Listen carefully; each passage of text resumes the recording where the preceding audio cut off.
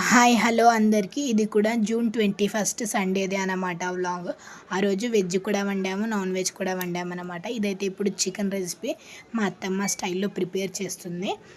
2-3 times chicken wash చేసుకున్న తర్వాత ఆయిల్లోకి హోల్ గరం మసాలాలు వేసుకొని చికెన్ వేసేసుకొని చికెన్లో నుంచి వాటర్ సపరేట్ అయిన తర్వాత స్పైసెస్ యాడ్ చేసుకోవాలి.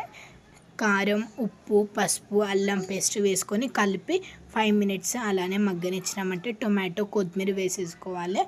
కలపకుండా అలానే మధ్యలో వేసేసి పైనుంచి చికెన్ ముక్కలు వేసినామంటే టమాటాలు జల్దీ మగ్గుతాయి అన్నమాట.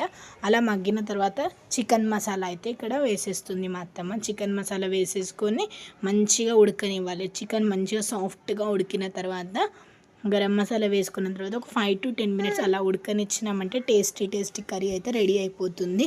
ఇక్కడ మా అత్తమ్మ గ్రేవీ కోసం కొంచెం థిక్నెస్ కావాలనేసి జొన్న పిండి అయితే వాటర్లో కలిపి ఉండలు లేకుండా వేస్తుంది. అలా వేయడం వల్ల టేస్ట్ కూడా వస్తుంది. ఒకసారి మీరు ఇలా ట్రై చేయండి. ఎప్పుడు మా అత్తమ్మ అయితే ఇలానే చేస్తుంది. థిక్నెస్ వస్తుంది, బాగుంటుంది, టేస్ట్ చాలా బాగుంటుంది. నేనైతే అన్లక్కీ, ఎందుకంటే మా అత్తమ్మ చేతి చికెన్ నాన్ వెజ్ అయినా కానీ తినను కాబట్టి. ఎందుకంటే మా మమ్మీ వాళ్ళ ఇంట్లో తినేదాన్ని. ఇక్కడైతే మా అత్తారు ఇంటికి వచ్చినప్పటి నుంచి మా హస్బెండ్ కూడా తినరు అనేసి నేను కూడా తినడం లేదు.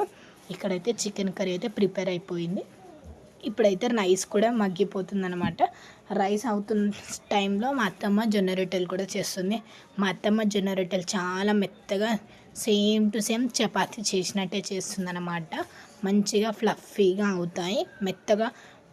మళ్ళీ నెక్స్ట్ డే కూడా మెత్తగానే ఉంటాయి చపాతీలు ఉన్నట్టే. జొన్న రొట్టెల రెసిపీ కావాలంటే నేనైతే సపరేట్ వీడియో అయితే ఒకరోజు పెడతాను. ఎంతమందికి జొన్న రొట్టెలు రావు. ఈజీ ప్రాసెస్లో అయితే మా అత్తమ్మ చేస్తుంది. ఎందుకంటే 40 ఇయర్స్ నుంచి మా అత్తమ్మకు అలవాటు ఉంది కాబట్టి అంత బాగా చేస్తారు. ఇక్కడైతే మా అత్తమ్మ రోటీ ప్రిపేర్ చేసేసి పెంక బాగా వేడవ్వాలి. వేడైన తర్వాత రోటీ వేసేసి పైనుంచి వాటర్ పెట్టుకోవాలన్నమాట. వాటర్ పెట్టుకున్న తర్వాత ఒక 5 మినిట్స్ అలా రోటీ కాలిన తర్వాత కింద నుంచి మళ్ళీ మలుపుకోవాలి. అక్కడ సైడ్ మగ్గిన తర్వాత మళ్ళీ పైనుంచి కాల్చుకోవాలన్నమాట.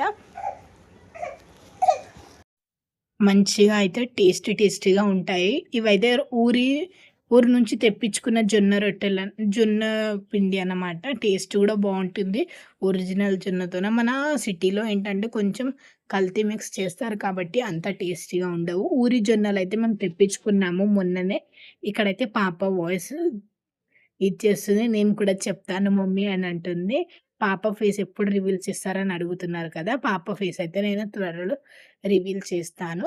ఇక్కడైతే డిన్నర్లోకి మేము రోటీ, చికెన్, పన్నీర్ ఇవన్నీ అయితే ప్రిపేర్ చేసాము. టేస్ట్ అయితే చాలా బాగున్నాయి అన్నీ.